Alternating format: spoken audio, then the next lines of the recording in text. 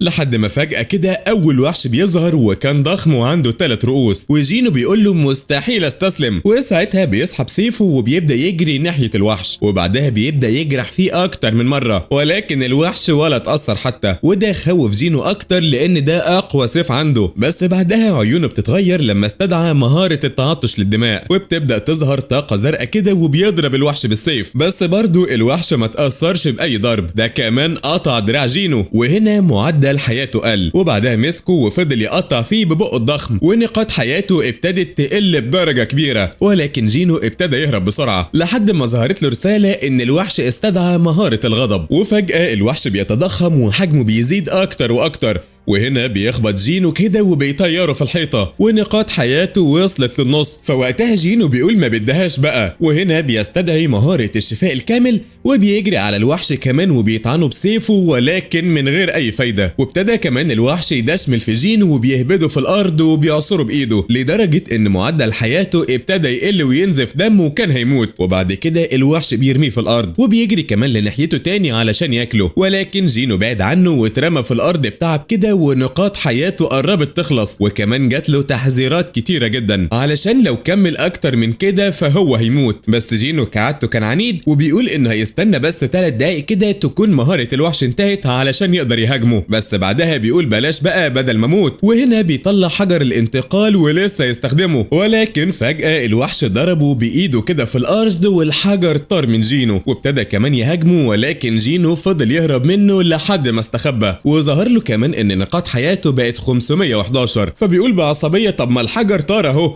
يبقى انا كده ههرب ازاي؟ ولكن بعدها بيفتكر المتجر الالكتروني وبيشتري نقاط حياة منه، وبتوصل نقاطه ل 811. وبعدها بيستخدم غدة سم كاساكا، ودي كانت خطر جدا عليه، ولكن ما كانش قدامه اي خيار تاني، فبياخد ازازة السم بقى وبيشربها. وفجأة بيظهر الوحش وراه وبيهجم عليه وبيجرحه في ايده، ولكن بعدها مهارة الوحش على طول بتنتهي، فجينو بيجري عليه بسرعة كده بالسيف علشان يموته، وبيبدأ كمان يهاجمه في جسمه كله ويجرحه. بس الوحش ما كانش بيتأثر وبيفتح بقه الضخم علشان يبلع جينو اللي كان ماسك سنان الوحش وبيمنعها تقفل عليه، ولكن فجأة بيقع في الأرض كده ونقاط حياته بتوصل ل 179. والوحش كان ماسك رجل جينو وحشرها في بقه، وجينو خلاص كان بيموت لحد ما بيفوق بقى وبيغرز السيف في عيون الوحش، وقعد كمان يسحب السيف ويغرزه في عيونهم هما الثلاثة لحد ما النار اللي في المكان بتطفي والوحوش بتقع في الأرض، وبيترمى جينو هو كمان على الأرض، ولكن بيكون واقع وهو متصاب جامد ومش بيتحرك لحد ما بتظهر له رسائل كتيرة جدا ان مستواه خلاص ارتفع. وبعدها بيكسب مفتاح قلعة الشيطان، وبيكسب ورقة كده ودي تبقى طريقة تحضير اكسير الحياة، واللي محتاج يجمع 3 أغراض موجودين في القلعة. فبيقف وبيبص للقلعة وهو بيقول انا لو دخلتها حاليا هموت، ولكن هرجع لها تاني. وفي صباح يوم جديد بنرجع لجينو اللي راح المستشفى لوالدته، وهو بيفكر ازاي يجيب اكسير الحياة اللي بيتكون من 3 مواد وكلهم في المغارة، وكان مضطر يقوي مستواه اكتر علشان يجيبهم. وبعدها بنلاقيه قاعد مع يو وهو بيقول له انه هيقبل الشغل معاه، ولكن بشرط محدش ينضم ليهم في ال19 مهمة. فاتجنن وقال له انت عايزنا ندخل مغارات من الرتبة سي لوحدنا؟ هو انت اتجننت ولا ايه؟ المفروض على الاقل نكون 8. فقال له خلاص شوف ناس تكمل النقص زي ما عمل هوانج، وانا وانت اللي هنقودهم بدون اي خسائر او اصابات. فكر فيها يا ابني، دي طريقة ممتازة علشان والدك يوافق يشغلك معاه ويثق انك قوي. وفعلا بيوافق على كلامه وهو بيقول له انا هتكفل بالاعضاء والمعدات. وبعد شوية كان مع والده في العربية اللي كان بيكلمه عن الصيادين، وبيقول له كل المجالات دلوقتي مرتبطة بالمغارات، وكل حاجة بتطلع من المغارة بتبقى بسبب الصيادين اللي من الوكالة الحكومية اللي اسمهم جمعية الصيادين، وهم دول اللي مسؤولين عن اي صياد قوي لو حصل له استفاقة، وكمان بيتعاملوا مع اي بوابة ظهر منها وحوش، بس هم يا دوبك مكان حكومي. اما اللي بيطلع الموارد والفلوس فهم النقابات اللي بتشغل الصيادين، ودول بقى معاهم فلوس كتيرة جدا جدا، ومن اشهرهم نقابة الصيادين والنمر الابيض وحاصد الارواح والفرسان وكمان نقابة الشهرة، هم دول اشهر 5 نقابات في البلاد كلها. وبيكمل وبيقول له انا جبت اخري ومش هقدر اشوفهم بيكسبوا كل حاجة ومسيطرين على كل المجالات، لازم يكون كل ده ملكي انا ولازم نعمل نعمل نقابة خاصة بينا. وبنرجع بعدها لجينو اللي كان بيتدرب كعادته، بس لاحظ ان اعداد القدرة بتاعته مش بيزيد وحتى الصناديق الملعونة مش بتظهر، فبيختار صندوق عادي وبيتضح ان ورقة عادية فيها لعبة، فبيكمل تمرينات وهو بيفكر ازاي يرفع مستواه اسرع لحد ما بيجي له رسالة على تليفونه انه مطلوب منه يشارك في مغارة من الرتبة دي. وبنروح للصياد سونج اللي كان مدرب في مركز تدريب المقاتلين، وبيتكلم مع التلميذ بتاعه اللي بيقول له انا مستحيل اقدر اهزمك، لحد ما بتيجي رسالة زي بتاعه جينو فبيفتكر اخر مهمة حصلت لهم، وبيقول انه مجرد عجوز دراعه مقطوعة وهيعطلهم، ولكن هيشارك في المهمة دي حتى لو هيموت. وبنروح للصياد كيم اللي كان قاعد مع اهله اللي هو كمان جات له الرسالة، بس مراته قالت له بلاش يروح لانه هرب المرة اللي فاتت بالعافية، بس قال لها ان المغارة دي عادية وبعتين صيادين ضعفاء، فالموضوع يعني مش خطير قوي، وهم كمان محتاجين الفلوس علشان مدارس العيال، فبتقتنع بكلامه ولكن بتفضل قلقانة عليه. وبعد كده الصياد تشوي بيستدعي بايك وبيقول له ان شركة جين قررت تعمل نقابة، وكمان بتكلم الصيادين اللي عندنا علشان يشتغلوا معاهم، فقال له ايوه ما انا عرفت، بس اكيد يعني مش جايبيني علشان تقولوا لي الكلمتين دول. وهنا تشوي بيبص له بتفكير كده وبيسكت. وبعدها بنروح لجوهي اللي كانت بتكلم والدتها وبتعرفها ان في مهمة جديدة، ولكن الام قالت لها مهمة ايه تاني؟ شغلة الصيادين دي اقوى منك، ولحد دلوقتي انت لسه بتتعالجي من الصدمة، ارجعي وتعالي ساعديني في البيت احسن لك. فجوهي بتصرخ وبتقول لها انا مش ضعيفة ومش هتخلى عن شغلي، وساعتها بتقفل السكة وبتحضن نفسها بحزن كده وهي مرعوبة، ولكن بتقرر تروح لهم. والصيادة تشاهي بتقابل بايك في طريقها وبتحييه بكل احترام، وبتدخل لتشوي وبتقول له ان شركة جين عرضت عليها الانضمام ليهم، وانهم كمان هيعملوا نقابة جديدة وعايزيني ابقى رئيسة النقابة. فقال لها طب وانت رفضتي عرضهم يعني؟ قالت له ايوه طبعا رفضت فورا، بس وانا خارجة قابلت بايك، هو كان هنا ليه؟ وبعدها بنروح لبايك اللي كان بيفتكر كلام تشوي لما بيكلموا على جزيرة جيجو وانها بقت محظورة وبيتعمل عليها كمان دوريات حول الساحل، وعرفنا الناس اننا بنوزع تأمين لاهالي الضحايا والناس نسيت الموضوع. فقال له ايوه ما هو ده الطبيعي ان هم ينسوا، الكلام ده كان من سنين اساسا. فقال له بعصبية مهما حصل فانا مستحيل انسى الجزيرة دي ولا اللي حصل فيها، وقريب جدا هروح لها من تاني ومش عايز نفترق انا وانت. فقال له يبقى ده هدفك يعني من تعليم المستجدين؟ فقال له يعني انت نسيت اللي حصل لنا ولا ايه؟ فبيفوق من ذكرياته وهو بيفتكر الوحوش اللي كانت في الجزيرة واللي كانت بتقتل فيهم بكل شراسة، وبيردد اسم اصحابه اونسوك وبيونج. وبعدها بنروح لراجل واقف قصاد شخص مجهول وبيقول له ساعدني اقتلهم. وشوية وسونج كان ماشي بيفكر هيعمل ايه في حياته لحد ما اتفاجئ بجينو وشكله الجديد، وبيسلموا على بعض وبيقول له بقى هو ايه اللي غيرك كده؟ ورجلك يا ابني مش كانت اتقطعت؟ فقال له لما كنت في المستشفى لقيتها رجعت لطبيعتها. فبيقول له كويس اكيد كان في معالج قوي رجعها، المهم دلوقتي ان انت بخير. ولما جينو سأله عن دراعه فقال له للاسف اتاخرت في العلاج ومش هقدر ارجعها. وبعدها بيتمشوا لحد ما بيوصلوا للبوابه وبيتصدموا ان باقي الاعضاء اللي كانوا في المهمه موجودين، وجوهي بتتصدم بوجود جينو، وكذلك جينو لما شاف كيم وكانجو اللي اتخلوا عنه. وكيم كان محروق ومستغرب ان الخمسه اللي عاشوا اتجمعوا تاني، لحد ما بتوصل عربيه وبينزل منهم 3 مساجين بعكس جوهي، وجينو كان واقف لهم بكل عصبيه لحد ما الصياد بتاعهم نزل وسكتهم. وبتتكلم المشرفه وهي بتقول هشرح لكم كل حاجه، دول مساجين هينضموا ليكوا في مهمه النهارده علشان احنا عندنا نقص في الصيادين، وما تقلقوش منهم خالص لان المسؤول عنهم الصياد كانج اللي من قسم المراقبه وهيجي معاهم ومن الرتبه بي، يعني من الاخر كده هيتعامل معاهم بسهوله. وبعدها كانج بيروح لجينو وسونج بيتعرف عليهم وبيطمنهم وبيسال مين بقى اللي هيبقى القائد. فسونج بيرشح نفسه بعد ما سال سونج عن رايه واللي بيوافق طبعا، وبعدها بيسال الباقيين وبيوافقوا، وبعدها بيدخلوا البوابه. واول لما دخلوا المغاره الوحوش ظهرت وابتدى القتال، والمساجين كانوا بيقتلوا بكل شراسه، وانضم ليهم سونج وجينو اللي صدم الكل بقوته الجديده. وبعد ما بيخلصوا بيكملوا لحد ما وصلوا لمكان تاني فيه 3 طرق، فكانج اقترح ان هم يتفرقوا ل3 فرق ويخلصوا مهامهم بما ان المغاره سهله وعاديه، وبيختار طريق هو والمساجين. وجينو كان مركز في الطرق وميز طريق الزعيم بكل سهوله، فدخلوا هو وجوهي وسونج. اما كيم بقى فبياخد كانج وصاحبه وبيدخلوا من الطريق التاني وبيقابلوا عفاريت وبيقتلوها بسهوله، وبعدها بيحسوا بالذنب ناحيه جينو علشان اتخلوا عنهم، فبيقرروا يعتذروا بعد المهمه دي. وبنروح للصياد كانج اللي كان بيراقب الصيادين وهم بيقتلوا الوحوش، وبعد ما خلصوا بيقول لهم لو الوحوش دول بشر هتقدروا تقتلوهم؟ فردوا عليه وقالوا له مفيش فرق بين البشر والحيوانات، بالنسبه لنا احنا بنقتل الاتنين عادي. ووقتها بيفتكر الراجل اللي جاله وعرض عليه فلوس علشان يقتلهم علشان اعتدوا على بنته، وللاسف بسببهم وانتحرت. اما مراته بقى فكانت في المستشفى وعندها صدمه نفسيه. وبعد كل ده الصيادين هيخرجوا من السجن ويكملوا حياتهم، فبيتعصب وبيقول له ان ده ظلم والمفروض يتقتلوا، وبيوري له كمان شنطه الفلوس وهو بيقول له دول 3 مليون اقتلهم وكده كده محدش هيعرف انك قتلتهم جوه المغاره. وبيفوق من ذكرياته وهو بيقول لهم انه هيقدم تقرير للنقابه بعد ما يخرج ان الثلاثه قتلوا 100 وحش لوحدهم. وفي نفس الوقت كانجو وكيم بيوصلوا للمكان وبيتصدموا لما لقوه قاتل 2 وبيموت الثالث. فاول لما بيشوفهم بيسحب السكينه وبيقطع رقبه المسجون وبيروح لهم وهو بيقول انا هغير خطتي شويه، وساعتها بيروح لناحيتهم. وبنرجع لجينو اللي كان ماشي مع فريقه، بس بيفتكر كانج لانه نفس الشخص اللي زاره في المستشفى مع صاحبه قبل كده. بس فجاه بيسمعوا صراخ كيم فبيجري بسرعه من المغاره علشان يوصل له. واول لما بيوصلوا بيتصدموا لما لقوا المساجين مقتولين ورقبتهم مقطوعه، وشافوا كمان كانجو مرمي في الارض وهو مقتول. ووقتها جوهي بتصرخ بصدمه وسونج بيروح يشوف كانجو اذا كان عايش ولا لا، بس جينو بيلاقي دم كتير في الارض. واول لما بيبص بيتصدم بكيم غرقان في دمه ومغمى عليه من كميه الضرب. فبيقول لجوهي حاولي تعالجيه بسرعه، فبتجري بسرعه وهي لسه مصدومه وبتعيط وبتحاول تعالج كيم وفعلا بتنجح وبيفوق. بس سونج بيبص للجروح وبيقول انه متعور كتير جدا في جسمه كله، بس اللي عمل فيه كده كان محترف لدرجه انه عمل كل ده من غير ما يقتله. اما كيم بقى فبيتكلم بصعوبه وبيقول لهم مفيش فايده خلاص انا هموت. فجينو قال له ايه يا عم اللي انت بتقوله ده، انت لازم تعيش علشان اهلك وما ينفعش ابدا تموت دلوقتي. فكيم بيقول له انا اسف ان انا اتخليت عنك، حقيقي انا اسف واتمنى ان انت تسامحني. وبعدها بيغمض عيونه وبيموت. وفي وسط صدمه الكل كانج كان بيراقبهم وفجاه بيطير عليهم علشان يقتل جوهي، بس في اخر لحظه جينو مسك ايده وبعده عنهم. فبيقول له ده انت سريع جدا، ولكن انا لازم اخلص من المعالجه الاول وبعدها اقتلكم كلكم. فسونج بيقول له انت ازاي تعمل كده، انت المفروض في نقابه الصيادين معانا. فقال له ما انا اخترعت بقى حته سيناريو لموتكم عسل جدا. اسمع يا سيدي، المساجين دول قتلوكم ولما جم يقتلوني قمت قتلتهم، وفي الاخر انا اللي طلعت عايش في الليله دي كلها. وقبل ما جينو يروح له سونج وقفه قال له انت مش قده، سيب لي بقى انا الطلعه دي. وبيمسك سيف كيم وهو بيفكر ازاي هيقتل صياد من الرتبه بي. فبيقول لجوهي تقول عليه سحر التعزيز الجسدي، وفعلا بترمي عليه التعويذه وبيروح لناحيته وبيبدا قتال ما بينهم. وسونج بيقسمه لنصين ولكن بيتضح انه وهم ولسه عايش، وبيبعد عنه وهو بيقول له لا عجوز بس جامد وعجبتني. وبيبدا مبارزه قويه بينهم تحت مراقبه جينو اللي بيدرس حركات كانج، لحد ما سونج بيهجم عليه من تاني ولكن بيتصاب في كتفه. اما جوهي بقى بتشفيه بسرعه، وهنا بيقرر كانج يهجم عليه ولكن سونج بيتدخل وبيصد ضربته وبيبدا يبارزه لحد ما لقاه بيتحرك بسرعه شديده وبيجرحه، وابتدى كمان يشرحه كده وعور جسمه كله. وجوهي حاولت تشفيه ولكن للاسف ما عرفتش بسبب توترها، ووقتها بيروح له علشان يقطع راسه بعد ما اتاكد ان جوهي مش هتعطله. بس قبل ما يقتله بيتفاجئ بيه لما حط ايده في الارض وحوطه بنار علشان يحرقه، بس بيقدر يتخطى النار دي بسرعه وبيظهر له من تاني وهو بيقول له قدراتك السحريه دي مش هتنفع معايا. وقبل ما بيقتله جينو بيتدخل وبيصد ضربته، فبيساله بعصبيه هو انت مين؟ فبيقول له انا جينو من الرتبه اي. فبيقول له بسخريه كده من الرتبه اي وعايز تهزمني؟ ممكن يكون عندك قوه جسديه كبيره، بس بصراحه مستغرب انك صديت ضرباتي مرتين بالسرعه دي. هو انت مغتال ولا مزور ترتيبك ولا ايه بالظبط؟ بس لو كده انت كنت قتلتهم، بس انت اكيد اتعرضت لافاقه تانية. ووقتها الاتنين بيتصدموا وسونج بيقول اكيد بعد حادثه المغاره المزدوجه. ولما كانج بيسمع الكلام ده بيتصدم لما عرف ان هو نفس الشخص الضعيف اللي لقاه في المستشفى، ولكن مش بيهتم وبيسحب سكينته التانية علشان يتقاتلوا. ولكن جينو سأله هو انت ليه بتعمل كده؟ فقال له المساجين دول كانوا السبب في موت بنته ودمروا حياتها. فقال له يا عم يولعوا، انا اقصد على كيم وصاحبه، انت ما اكتفيتش بقتلهم بس ده انت عذبتهم الاول وخليتهم يموتوا من الالم. فوقتها بيبتسم بخبث كده وبيفتكر محادثته مع ابو البنت لما قال له انا شغال في نقابه معفنه زي دي مش علشان اقتل الوحوش، انا بشتغل هناك علشان متعتي هي قتل البشر وتعذيبهم. وبيبدا بعدها قتاله مع جينو، والاتنين كانوا بيتحركوا بسرعه شديده وبيقاتلوا بشراسه ومفيش اي فرق في القوه بينهم، لحد ما كانج شتت جينو وجرحه في جسمه، بس ما كانش مهتم وقال له ينفع تخفي تعطشك للدماء؟ اديك عصبت النظام يا عم. وهنا بيتحوط بهاله غريبه وبيقول له انا اول مره هنفذ امره وانا مبسوط. وبعدها بيبدا ينط بشكل غريب جدا اشبه بالزومبي، وفجاه بيجري ناحيته وبيجرح وشه. وفي وسط صدمته بسرعته اللي زادت بس فجاه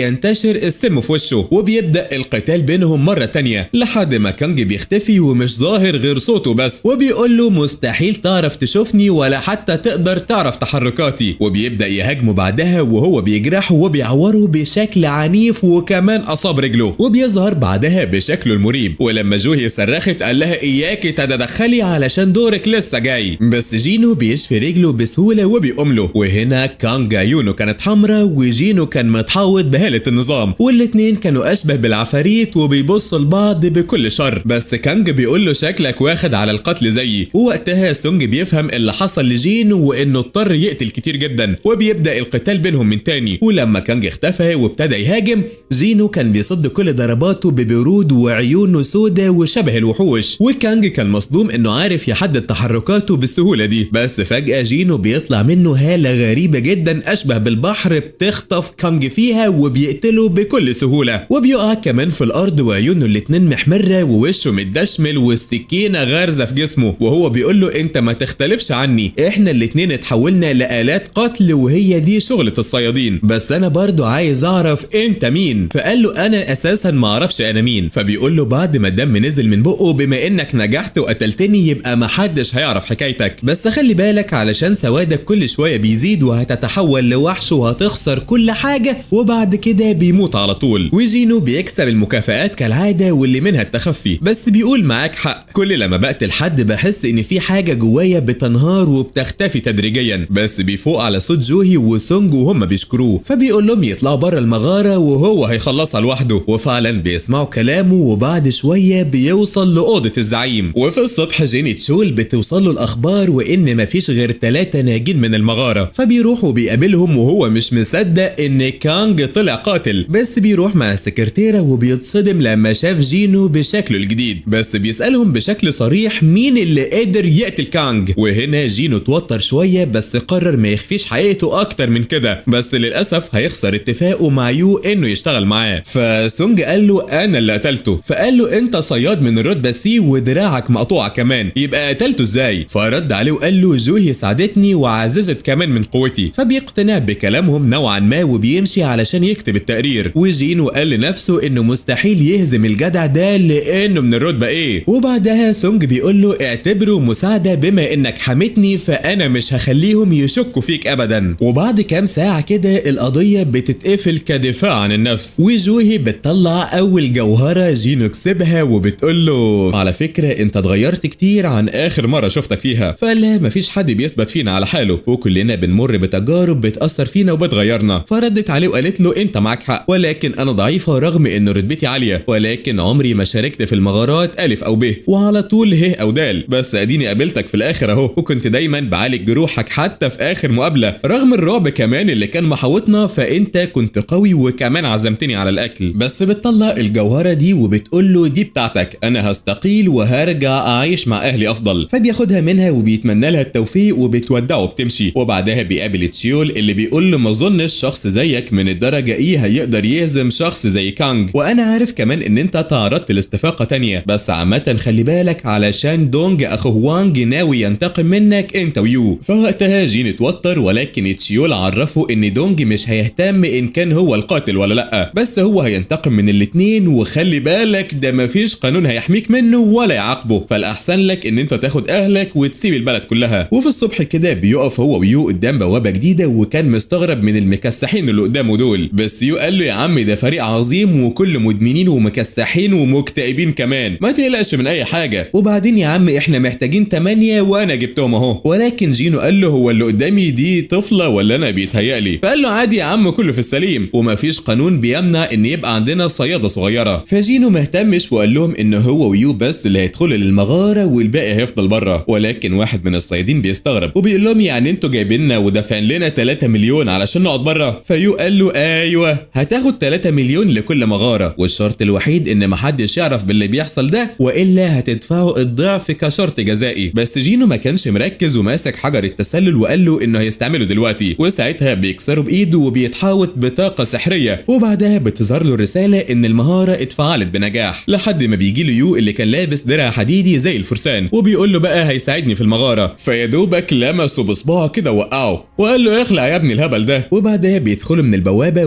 والصيادين كانوا مستغربين ان هم دخلوا لوحدهم، ولكن مش بيهتموا طالما اخدوا فلوسهم. وبعد مرور ساعه كده بيخرج يو وهو بيجري، وكانوا مفكرينهم هربوا ما نجحوش، بس لما بيخرج جينو البوابه بتتقفل، وده معناه ان هم نجحوا وهزموا الزعيم كمان. بس بيكمل طريقه بكل برود وهو بيقول لهم يلا بقى علشان نكمل باقي رحلتنا. ويو بيقول ان هدفهم 3 مغارات النهارده وفاضل لهم 2 لسه، بس الكل كان مصدوم مكانه وبيبص لهم بصدمه علشان خلصوا مغاره صعبه زي دي لوحدهم وكمان في ساعه واحده. فيو بيقول لهم ما يلا يا جدعان ده انتوا هتاخدوا 9 مليون النهارده. وفعلا بيكملوا في طريقهم وجينو بيدخل للمغاره الثانيه وبيبدا كمان يقتل الوحوش اللي فيها وبيخلص على الزعيم كمان بكل برود. اما يو بقى فكان بيلم المجوهرات. وفي تاني يوم جينو بيودع اخته وبيروح شغله، وفي مغاره جديده كان في تعبان ضخم هيبلع يو، ولكن جينو تدخل وقتل بسرعه، وبتتوالى عليهم المغارات وجينو بيخلصها بسرعه ومهاره شديده. اما الفريق فكان لسه مستمر معاهم وكل مهمتهم ان هم يقفوا يستنوهم، وجينو كان مستواه بيعلى كل شويه وبيقتل بدم بارد ومش فارق له اي حد، لحد ما بتيجي مغاره فيها ذئاب بس برضه بيقتلهم كلهم بنفس السرعه بتاعته، وده طبعا في وسط استغراب يو من قوته. بس في الحقيقه السبب في قوته دي هي مهاره التخفي اللي كسبها من كانج، ودي كانت سبب كبير في رفع مستواه. ولكن بينما هو سرحان في مهاراته بيتفاجئ بذئب ضخم وراه، فبيقتله بسرعه باستخدام الخنجر، واخيرا بيقعد يستريح شويه. ويو كانت كل مهمته يجمع المجوهرات من الوحوش، وقال له يا عم استريح شويه، وفعلا بيستريح وبيبدا يشوف مهاراته الجديده، وبيطلع مشروب المانا اللي بيزود قوته، وهو بيكون بيفكر هيروح لقلعه الشيطان طالما بقى اقوى، ولكن بتفكير سريع بيقول انه حاليا مستواه ما بين الدرجه A و B،